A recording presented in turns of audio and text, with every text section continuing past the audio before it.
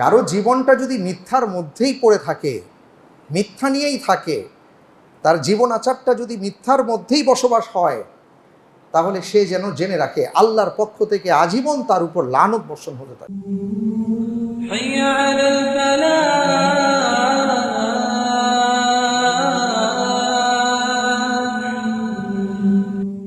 মুআজ্জাজ মুহতারাম, সম্মানিত মুসল্লিবৃন্দ এবং আমার মা ও বোনেরা যারা এসছেন, আল্লাহ তাআলা আমাদেরকে একটা পরিপূর্ণ দিন দিয়ে পাঠিয়েছেন, একটা জীবন বিধান দিয়ে পাঠিয়েছেন। রাসূল সাল্লাল্লাহু আলাইহি ওয়াসাল্লাম পৃথিবীতে যখন এসছেন, সেই সমাজের অবস্থাটা অত্যন্ত ভয়াবহ ছিল। এমন একটা অবস্থার মধ্যে তিনি এসছেন যখন সমাজে অস্থিরতা ছিল, সমাজে শান্তি ছিল না, খুনোখুনি, মারামারি, লুটপাট সব কিছুই ছিল। রাসূল সাল্লাল্লাহু আলাইহি ওয়াসাল্লাম গোটা পৃথিবীর মানুষকে এমন একটা ফর্মুলা দেখালেন। আল্লাহ রব্বুল আলামিন যে ফর্মুলাটা রাসূল সাল্লাল্লাহু আলাইহি ওয়াসাল্লামকে দেখিয়েছেন, দিয়েছেন, সেই পরশ পাথরের সংস্পর্শে যখন আল্লাহ রাসূল সাল্লাল্লাহু আলাইহি ওয়াসাল্লাম পৃথিবীর সেই মানুষদেরকে আহ্বান জানালেন এবং সেই পরশ পাথরের স্পর্শে যখন মানুষগুলো আসলো, সেই যুগে ১৫০০ বছর আগের কথা বলছি, যখন অবস্থাটা এমন ছিল যে কেউ কারো বাড়ি থেকে বের হবে, সে তার সম্পদ তার ঘরে রাখবে না, কোথায় রাখবে, ভাইয়ের কাছে রাখবে না কার কাছে রাখবে, এটা নিয়ে যখন তারা পেরেশানিতে ছিল, সেই অবস্থাতে আল্লাহর রসুল এমন একটা সমাজ ব্যবস্থা উপহার দিয়েছিলেন যে একজন নারী মক্কা থেকে হাজরা মাউত পর্যন্ত তিনি একাকী চলেছেন, কিন্তু কোনো পুরুষ তার দিকে চোখ তুলে তাকাননি পর্যন্ত। এমন একটা দিন রাসূল সাল্লাল্লাহু আলাইহি ওয়াসাল্লাম আমাদের মাঝে দিয়ে গেছেন। আফসোসের বিষয় হলো যে আজকে আমাদের সেই দিন পালন আমাদের এই কণ্ঠনালী থেকে জবান পর্যন্ত, জিহ্বা পর্যন্ত সীমাবদ্ধ হয়ে গেছে।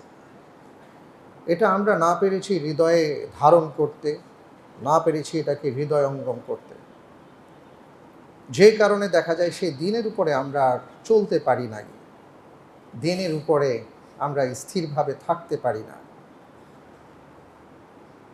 যার ফলাফল আমরা আজকে ভোগ করছি।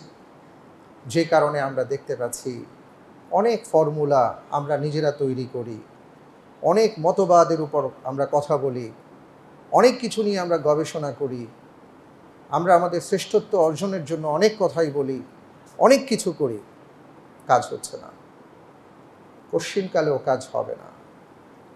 কারণ আল্লাহ সুবহানাহু ওয়া তাআলা পবিত্র কোরআনুল কারীমে সুস্পষ্টভাবে বলে দিয়েছেন, আফাগায়রা দীনিল্লাহি ইয়াবগুন ওয়া লাহু আসলামা মান ফিস সামাওয়াতি ওয়াল আরদি তাওআন ওয়া কারহান ওয়া ইলাইহি ইরজাউন। আল্লাহ তাআলা তোমাদেরকে যেই দিন দিয়েছেন, যেই জীবন বিধান দিয়েছেন, সেটাকে বাদ দিয়ে তোমরা কোথায় যাচ্ছ? ওটাকে বাদ দিয়ে তুমি পৃথিবীর যে প্রান্তেই যাও না কেন, যত মতবাদকে তুমি তালাশ করো না কেন, তোমার মতবাদকে যত শ্রেষ্ঠই বলো না কেন, কোনো কাজে আসবে না। ঘুরে ফিরে আমার দ্বীনের কাছে তোমাদেরকে প্রত্যাবর্তন করতে হবে।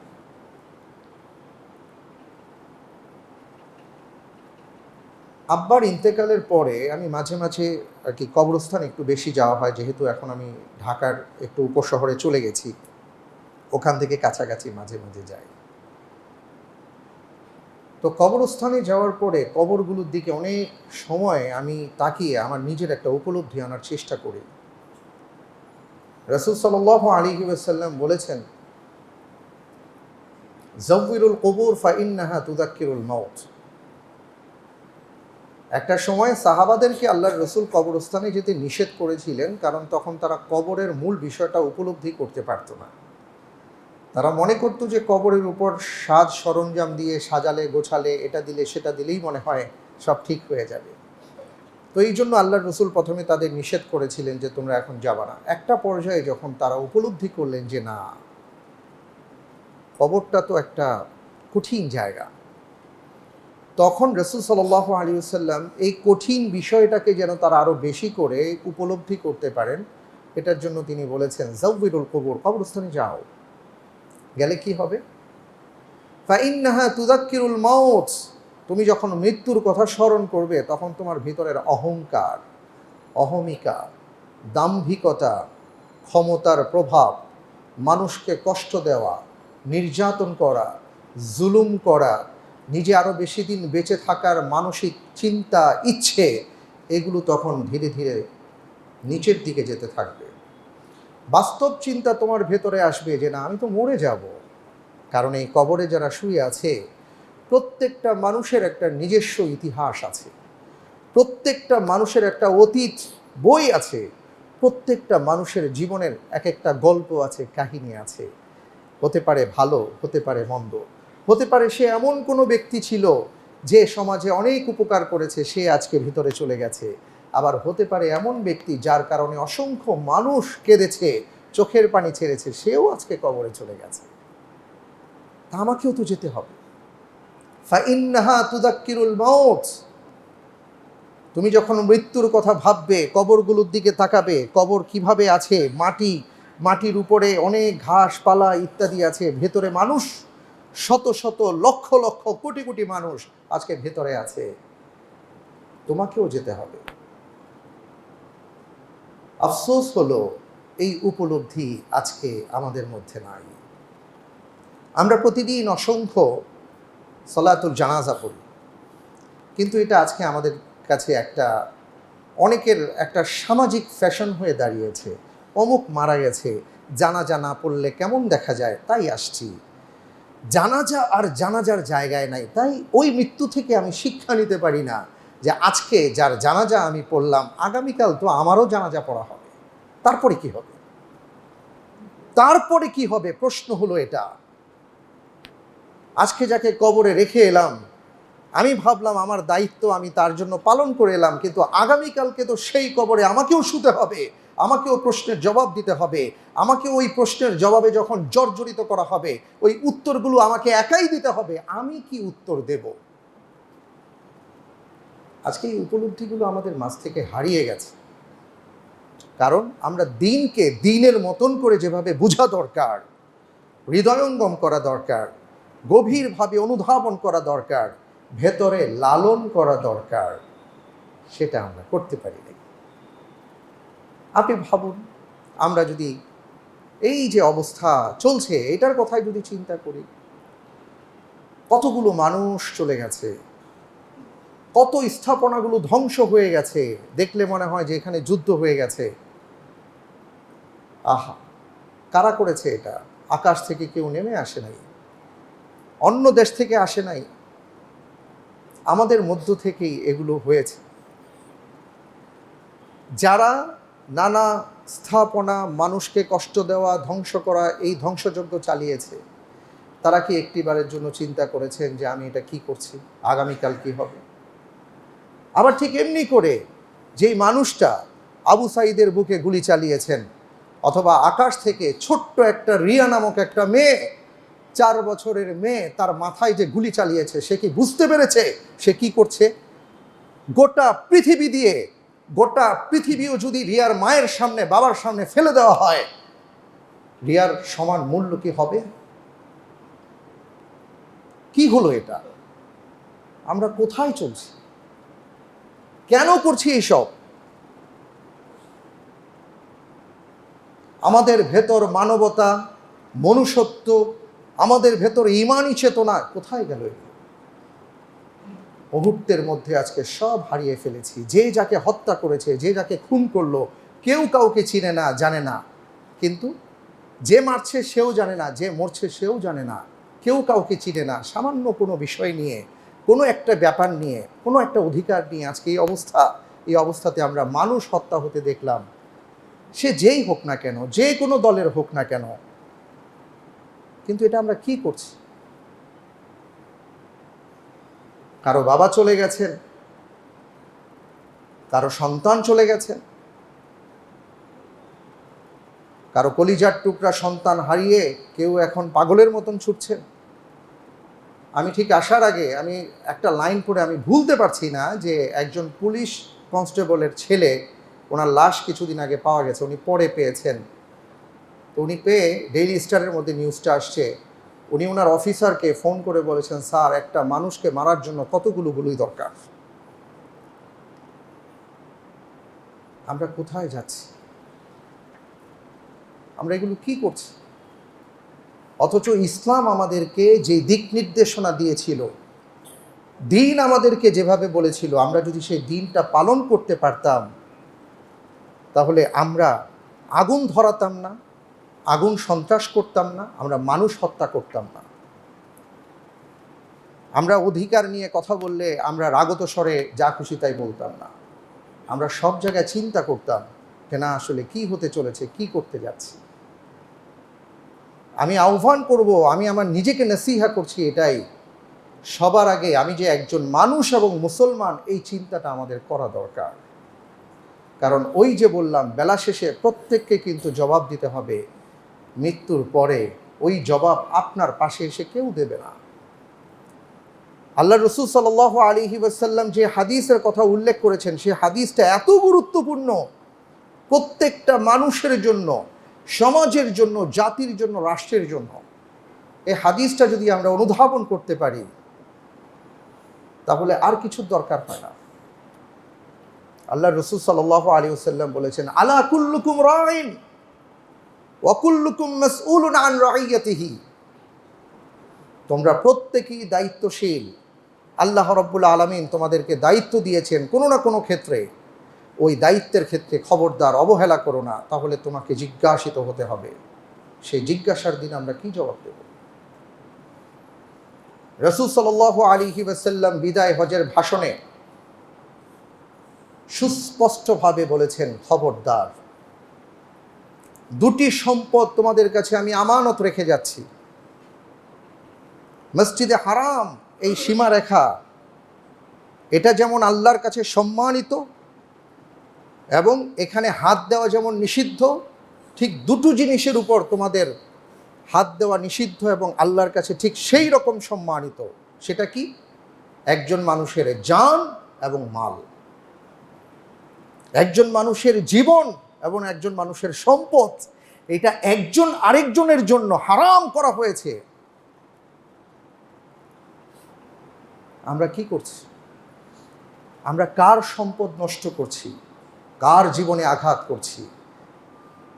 অথচ রাসূল সাল্লাল্লাহু আলাইহি ওয়াসাল্লাম সুস্পষ্টভাবে বলেছেন, খবরদার, কোনো বান্দার হক তুমি নষ্ট করো না।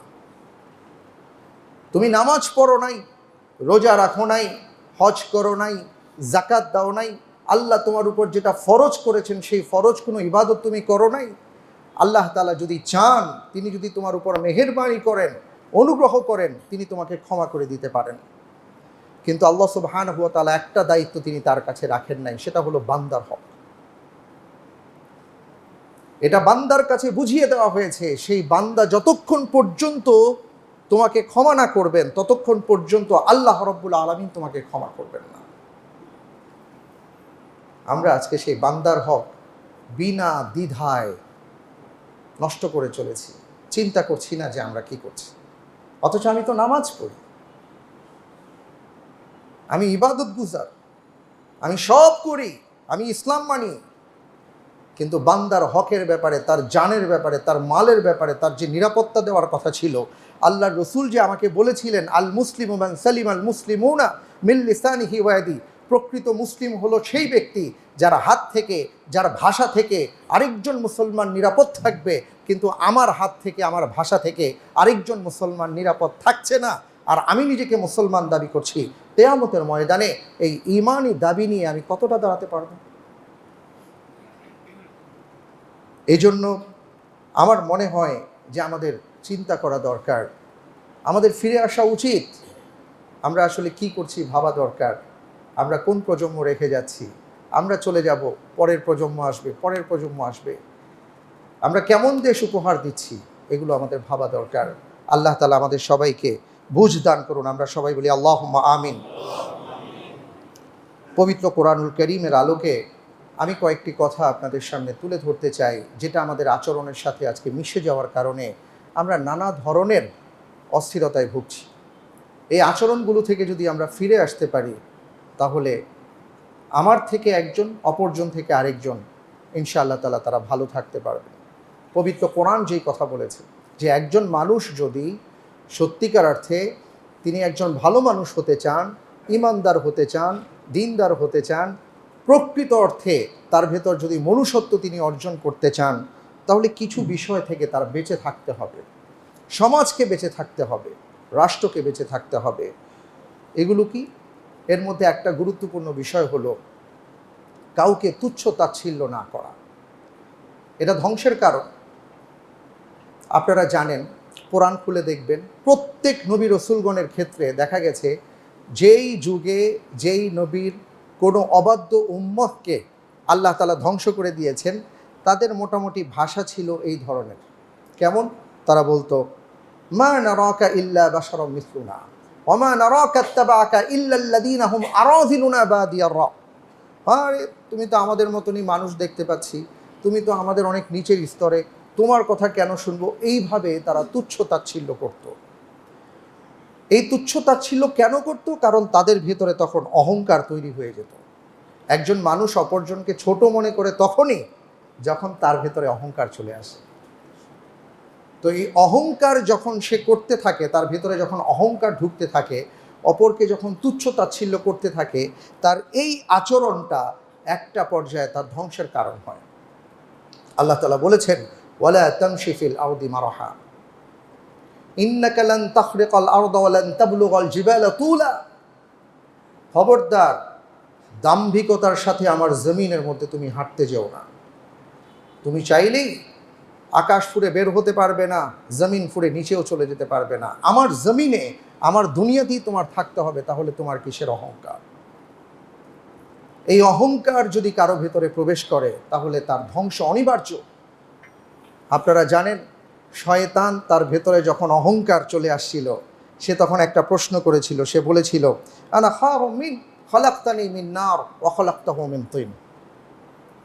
অর্থাৎ তার ভিতরে ইবাদতের অহংকার ঢুকে গিয়েছিল। সে ইবাদত করতে করতে করতে করতে এমন একটা পর্যায়ে চলে গেছে, সে মনে করতো আমার চাইতে এত বড় ইবাদত গুজার তো আর কেউ নাই, সুতরাং আমার তো একটা ইবাদতের যেই আমার ভান্ডার আছে, এটা তো কারো নাই। তার ভিতরে অহংকার ঢুকে গেছে। আল্লাহ তাআলা আদম আলাইহিস সালাতু ওয়াস সালামকে সৃষ্টি করার পরে বললেন সেজদা দাও। সে তখন অহংকার বশত বলে বসলো, আনা খায়রুম মিন, আমি তো তার চেয়ে উত্তম। আমাকে আগুন থেকে সৃষ্টি করেছেন, তাকে মাটি থেকে। আল্লাহ সুবহানাহু ওয়া তাআলা সাথে সাথে বললেন, উহবিতু মিনহা ফাইন্নাকা রাজিম, বের হয়ে যাও, আজকে থেকে তুমি বিতাড়িত। শয়তান শেষ।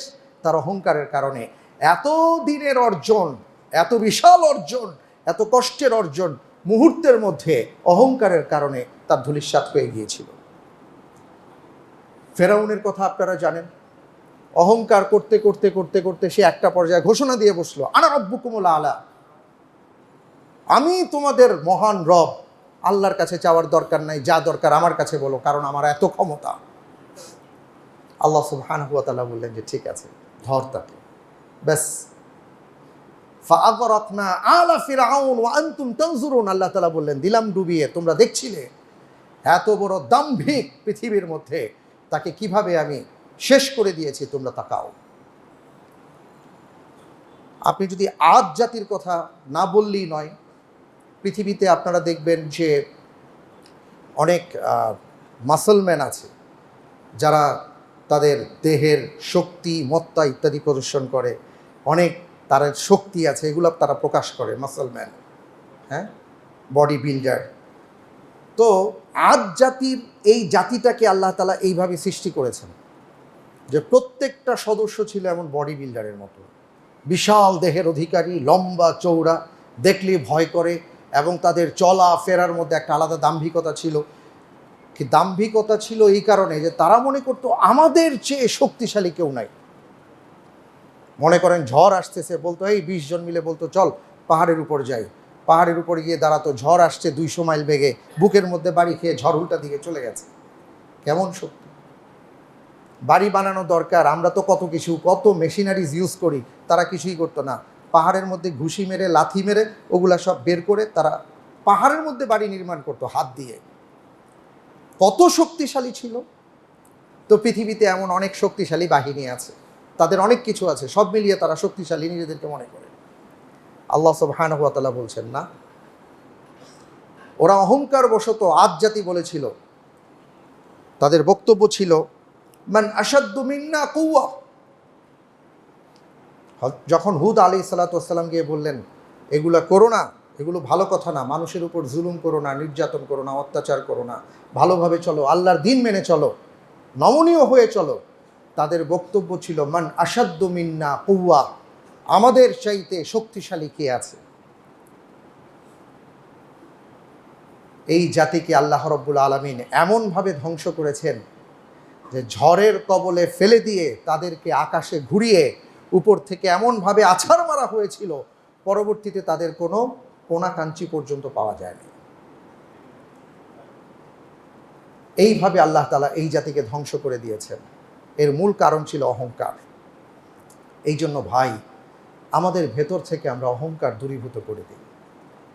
রাসূল সাল্লাল্লাহু আলাইহি ওয়াসাল্লাম দেখিয়ে দিয়েছেন, আপনি যেই স্তরে থাকুন না কেন, যেই পদে থাকুন না কেন, যে অবস্থায় থাকুন না কেন, অহংকার আপনার সাজে না।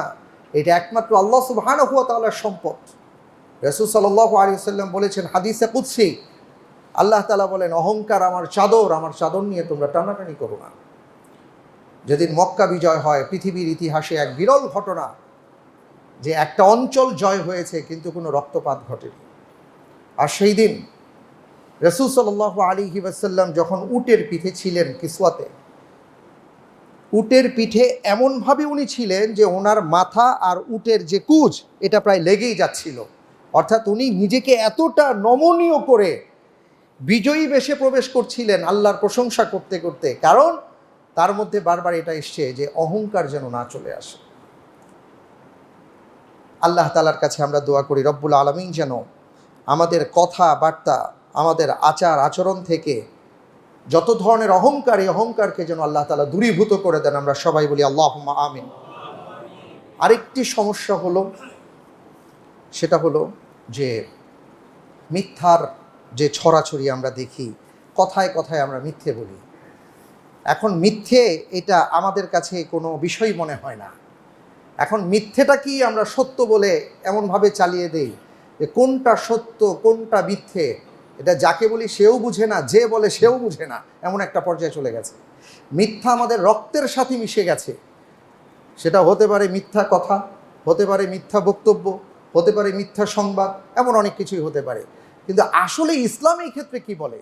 এই যে আমরা নামাজ পড়ে, রোজা রেখে, হজ করে, যাকাত দিয়ে, দান সাদাকা করে, সারাদিন মসজিদে পড়ে থেকে বিভিন্ন কাজকর্ম করি, অথচ মিথ্যা ছাড়তে পারি না, মিথ্যা কথা ছাড়তে পারি না, তাহলে আমি আপনি কেমন মুসলমান? আল্লাহ রাসূল সাল্লাল্লাহু আলাইহি ওয়াসাল্লাম তো সুস্পষ্টভাবে বলে দিয়েছেন মিথ্যার ব্যাপারে, যে যার মধ্যে মিথ্যা আছে তার মধ্যে তো ঈমান নাই। আল্লাহ রাসূল সাল্লাল্লাহু আলাইহি ওয়াসাল্লাম বলেছেন যে একজন মুমিনের মধ্যে দুইটা জিনিস কখনো থাকতে পারে না একসাথে। যদি সে ঈমানদার হয় মিথ্যা বলবে না, আর যে সে যদি মিথ্যেবাদী হয় তাহলে তার ঈমান থাকবে না। আমরা তাহলে কোন পর্যায়ের ঈমানদার?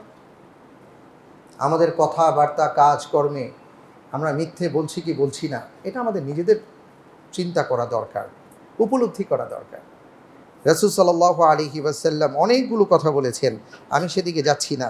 শুধু একটা কথা বলি যে আল্লাহ সুবহানাহু ওয়া তাআলা মিথ্যার ব্যাপারে একটা কথা বলেছেন, লানাতুল্লাহি আলাল কাযিবিন। কারো জীবনটা যদি মিথ্যার মধ্যেই পড়ে থাকে, মিথ্যা নিয়েই থাকে, তার জীবন আচারটা যদি মিথ্যার মধ্যেই বসবাস হয়, তাহলে সে যেন জেনে রাখে আল্লাহর পক্ষ থেকে আজীবন তার উপর লানত বর্ষণ হতে থাকবে। লানাতুল্লাহি আলাল কাযিবিন। এবং আরেকটা কথা তিনি বলেছেন, ফানজুরু কাইফা কানা আকিবাতুল মুকাদ্দিবিন। যারা মিথ্যেবাদী তোমরা তাকাও তাদের দিকে, তাদের শাস্তিগুলো কেমন ছিল। অর্থাৎ যারা মিথ্যে বলে তাদের পরকাল তো আছেই, এই ইহকালীন জীবনেরও একটা পর্যায়ে গিয়ে এই মিথ্যের পরিণতি তার ভোগ করতে হয়। আল্লাহ রাব্বুল আলামিন আমাদের সবাইকে যাবতীয় মিথ্যে এবং মিথ্যের সাথে সম্পর্কিত যা কিছু আছে তা থেকে তিনি আমাদেরকে হিফাজত করুন। আমরা সবাই বলি আল্লাহুম্মা আমিন। আরেকটা বিষয় আমরা খেয়াল রাখব যে আমার দ্বারা, আমার হাতের দ্বারা, আমার কথার দ্বারা, আমার আচরণের দ্বারা আমি কি কারো উপর জুলুম করছি কিনা, জুলুম হচ্ছে কিনা। কারণ আমি যদি জালেম হয়ে যাই, তাহলে আল্লাহ রাব্বুল আলামিন আমি যার উপর জুলুম করেছি, যে মজলুম, তার সাহায্য, তাকে আল্লাহর পক্ষ থেকে সাহায্য করাটা আল্লাহ তাআলার জন্য ওয়াজিব হয়ে যায়। সুবহানাল্লাহি ওয়া বিহামদিহি।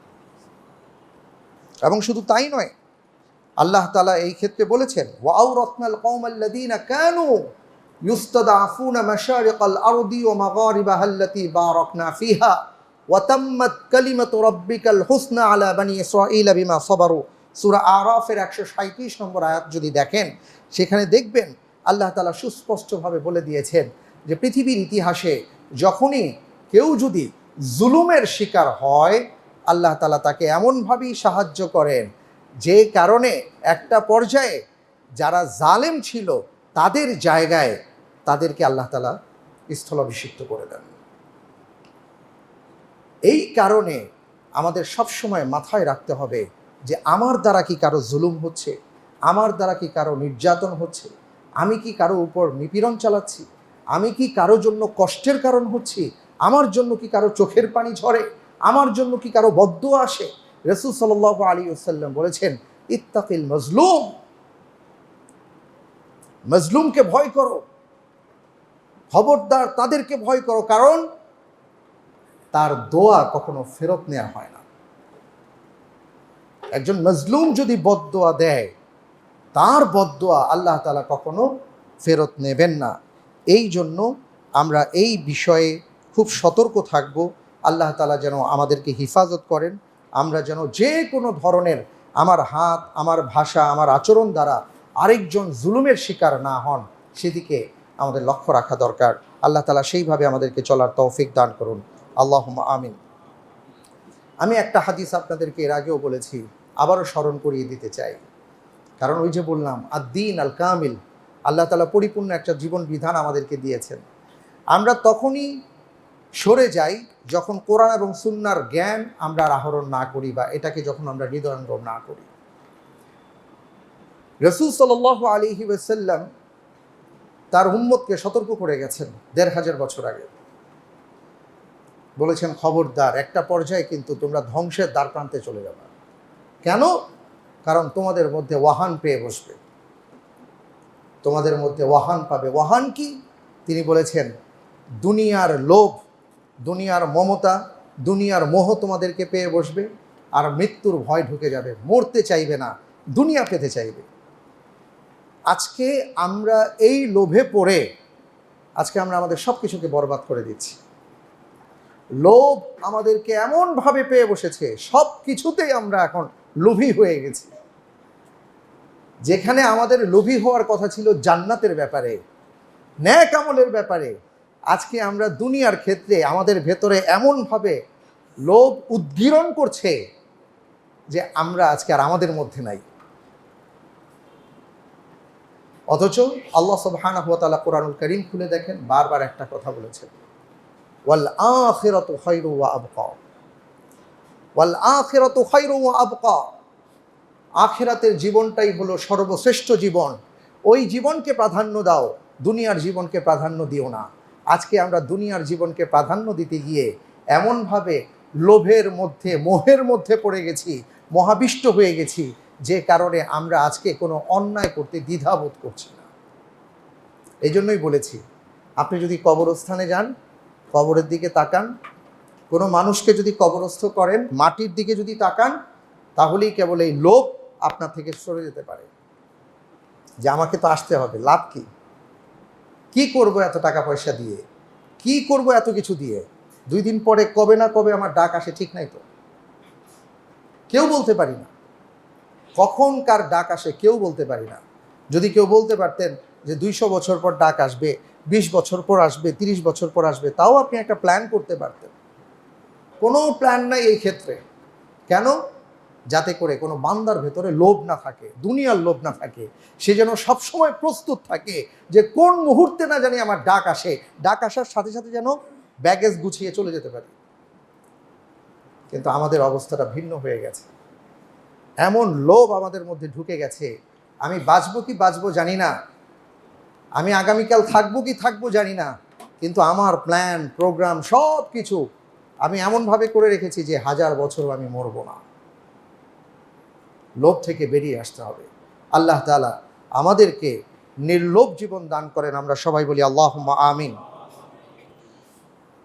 আরেকটা বিষয় না বললেই নয়, সেটা হলো যে অনেক সময় আমরা দেখি আমাদের ভেতরে এমন অনেক কিছু কাজ করে, সেটা হলো কিভাবে একজনের মধ্যে আরেকজনের প্যাচ লাগানো যায়, ষড়যন্ত্র পাকানো যায়, ঝামেলা বাঁধানো যায়, একটা অস্থিরতা তৈরি করা যায়, এটা দিয়ে আমি কি ফায়দা হবে, আমি কিভাবে ওইখান থেকে আলু পোড়া খাবো, এগুলো নিয়ে আমরা দেখি যে আমাদের সমাজে আমাদের মধ্যে এগুলো খুব চর্চা হয়, এগুলো নিয়ে খুব চিন্তা ভাবনা গবেষণা, এগুলো নিয়ে অনেক কিছু হয়, হ্যাঁ, রিসার্চ হয়, গবেষণা কেন্দ্র হয়, অনেক কিছু হয়।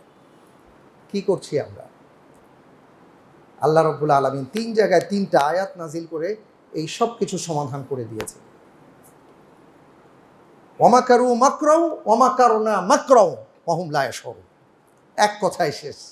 আল্লাহ তাআলা বলছেন তারাও চক্রান্ত করে, তারাও পরিকল্পনা করে, আর আল্লাহ তাআলা তাদের পরিকল্পনা নস্যাৎ করে দেন, তারা বুঝেই না।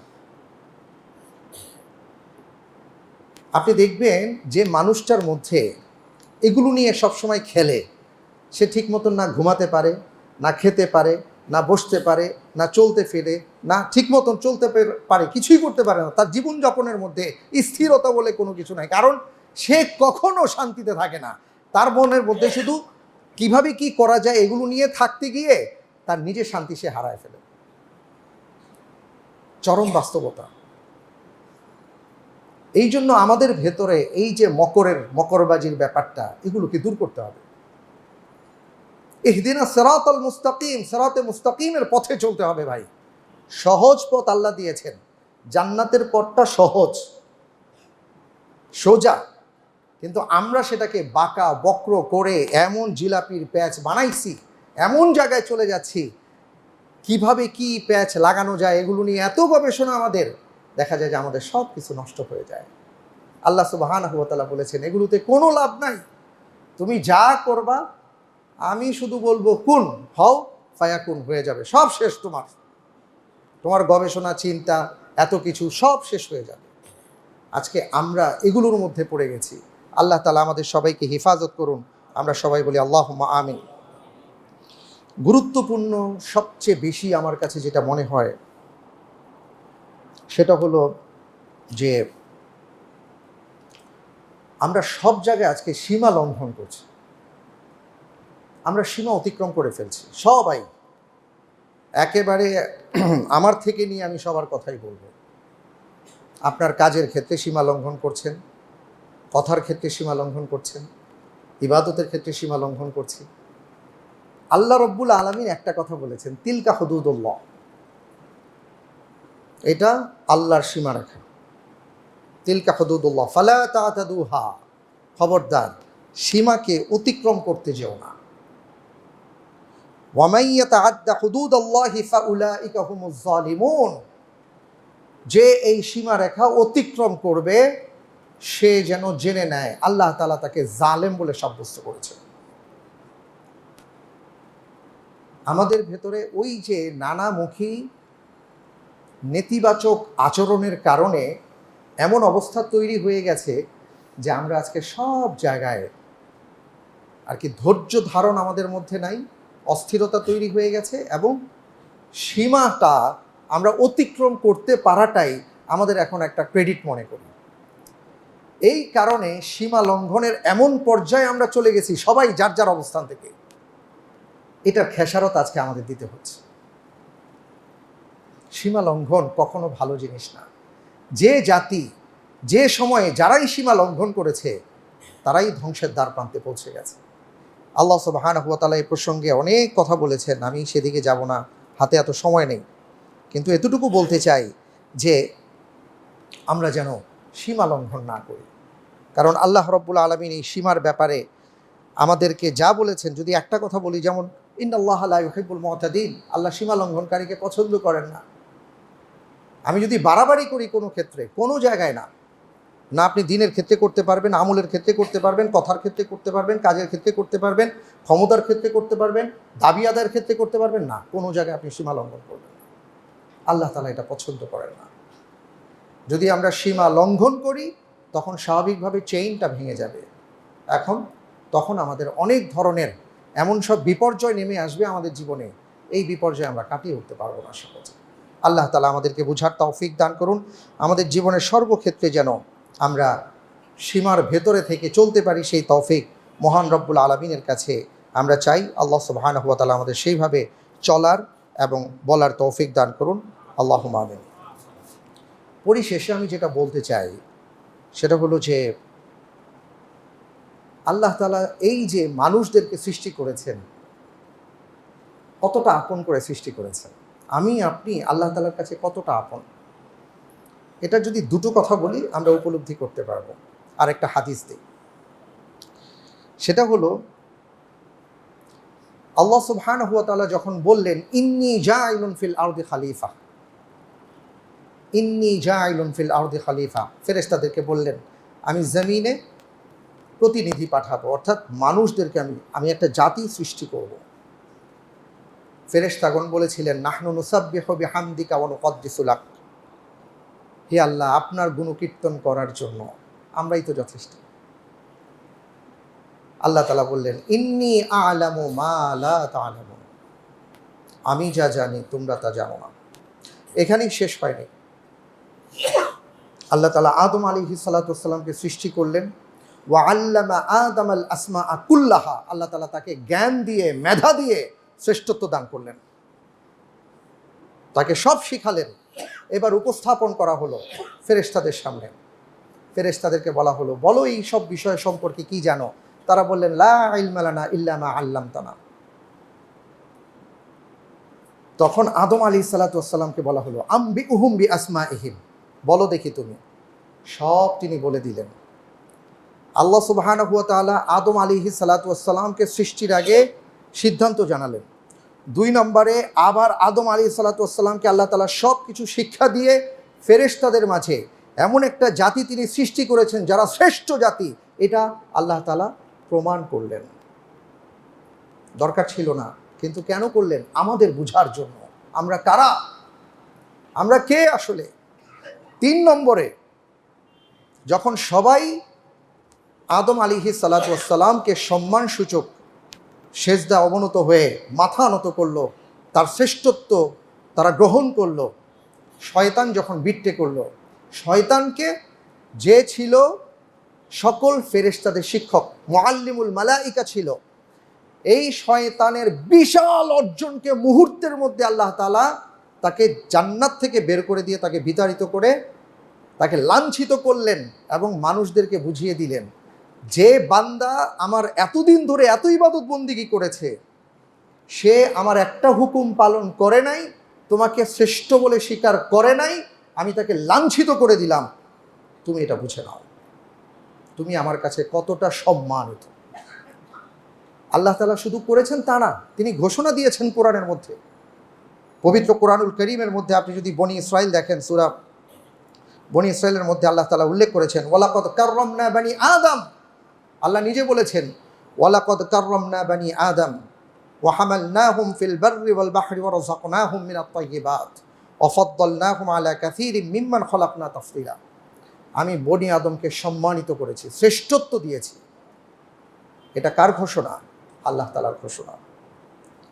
এখন এই বনি আদম, এই যে আল্লাহ তাআলা এত আদর করে একটা জাতিকে সৃষ্টি করলেন, এই জাতি, এই মানুষকে কেউ যখন আরেকটা মানুষ তার প্রাণ হরণ করে, তাকে হত্যা করে, এই ব্যাপারে কোরআন কি বলে, আল্লাহ তাআলা কি বলেছেন? কোরআন খুলেন, আল্লাহ রাব্বুল আলামিন বলেছেন ওয়ামান ক্বাতালা নাফসান বিগাইরি নাফসিন আও ফাসাদিন ফিল আরদি ফাকাআন্নামা ক্বাতালান নাসা জামিআ ওয়ামান আহইয়াহা ফাকাআন্নামা আহইয়ান নাসা জামিআ, সূরা মাইদা। আল্লাহ তাআলা বলেছেন কেউ যদি একটা প্রাণকে হত্যা করে, একটা মানুষকে অন্যায়ভাবে হত্যা করে, অথবা জমিনের মধ্যে যদি ফাসাদ সৃষ্টি করে, সে যেন গোটা মানব জাতিকে হত্যা করল। কেউ যদি একটা প্রাণকে রক্ষা করে, দেখেন ওই কথা থেকে আমরা চলে আসছি, জান এবং মাল আল্লাহর কাছে কতটা গুরুত্বপূর্ণ। ফাসাদের মাধ্যমে মানুষের মাল এবং তার জানের ক্ষয়ক্ষতি হয়। আল্লাহ তাআলা বললেন যে এটা কত বড় ক্ষয়ক্ষতি, যে তুমি একটা প্রাণকে হত্যা করলে অথবা জমিনের মধ্যে ফাসাদ সৃষ্টি করলে, জমিনের মধ্যে বিশৃঙ্খলা সৃষ্টি করলে, মানুষকে কষ্ট দিলে, তুমি যেন গোটা মানব জাতিকে কষ্ট দিলে। ওয়ামান আহইয়াহা ফাকাআন্নামা আহইয়ান নাসা জামিআ। আর তুমি যদি কাউকে একটা প্রাণকে বাঁচিয়ে দাও, তাহলে গোটা মানব জাতিকে তুমি বাঁচিয়ে দিলে। সুবহানাল্লাহ। রাসূল সাল্লাল্লাহু আলাইহি ওয়াসাল্লাম এই ব্যাপারে বলেন যে কেউ যদি প্রমাণ হলো যে কেউ কাউকে হত্যা করেছে, এই হত্যার পিছনে শুধু একজন ব্যক্তি দায়ী না, ওই হত্যার পিছনে একটা জাতি, একটা রাষ্ট্র, গোটা পৃথিবী, আকাশ জমিন সব এটার পিছনে দায়ী ছিল, তাহলে কি হবে? রাসূল সাল্লাল্লাহু আলাইহি ওয়াসাল্লাম বলেন, আল্লাহ তাআলা বলেছেন, আমার কোনো বান্দার হত্যার পেছনে যদি আকাশ এবং জমিন পর্যন্ত দায়ী হয়ে থাকে, আমি এই আকাশ আর জমিনকে পর্যন্ত ধ্বংস করে দেব। এই হলো মানুষ, এই হলো মানুষের জীবন, এই হলো মানুষের প্রাণ। আমি সবাইকে উদাত্ত আহ্বান জানাবো, আমরা যাই করি না কেন মানুষের প্রাণ নিয়ে যেন আমরা এমন কিছু না করি। আমি যেই হই, পক্ষ বিপক্ষ অনেক আলোচনা হতে পারে, পর্যালোচনা হতে পারে, অনেক কিছু হতে পারে, কিন্তু আল্লাহর হস্তে প্রাণ নিয়ে আমরা যেন কেউ এমন কিছু না করি যে আল্লাহর সামনে আমি দাঁড়াতে পারবো না। এটা অত্যন্ত ভয়াবহ। এবং আরেকটা কথা বলবো, সেটা হলো সত্যকে সত্য, মিথ্যাকে মিথ্যা বলতে হবে। আমরা যদি মনে করি যে না, সত্যকে সত্য বলা যাবে না, মিথ্যাকে মিথ্যা বলা যাবে না, আল্লাহর রাসূল সাল্লাল্লাহু আলাইহি ওয়াসাল্লাম ইমাম আহমদ বিন হাম্বল রাহিমাহুল্লাহর জীবনীতে আসছে, ওনাকে একজন জিজ্ঞেস করেছিল যে জালেমকে,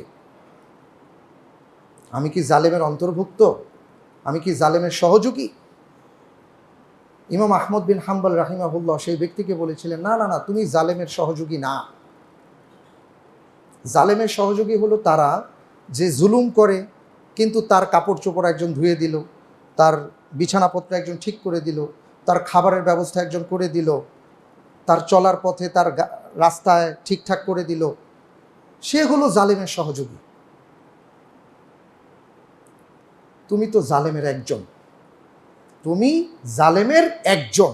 তিনি এই কথা বললেন, কারণ সেই ব্যক্তি একজন জালেমের সাথে দায়িত্বশীল ছিল। এই জন্য যেটা সত্য আমাদের সত্য বলা উচিত, যেটা মিথ্যে সেটা মিথ্যে বলা উচিত, যেটা সাদা আমরা সাদা বলবো, যেটা কালো সেটা কালো বলবো। কেন বলবো? রাসূল সাল্লাল্লাহু আলাইহি ওয়াসাল্লাম বলেছেন, তুমি জালেমকেও সাহায্য করো, মজলুমকে সাহায্য করো। মজলুমকে সাহায্য করা যায় সেটা ঠিক আছে, জালেমকে কিভাবে সাহায্য করা যায়?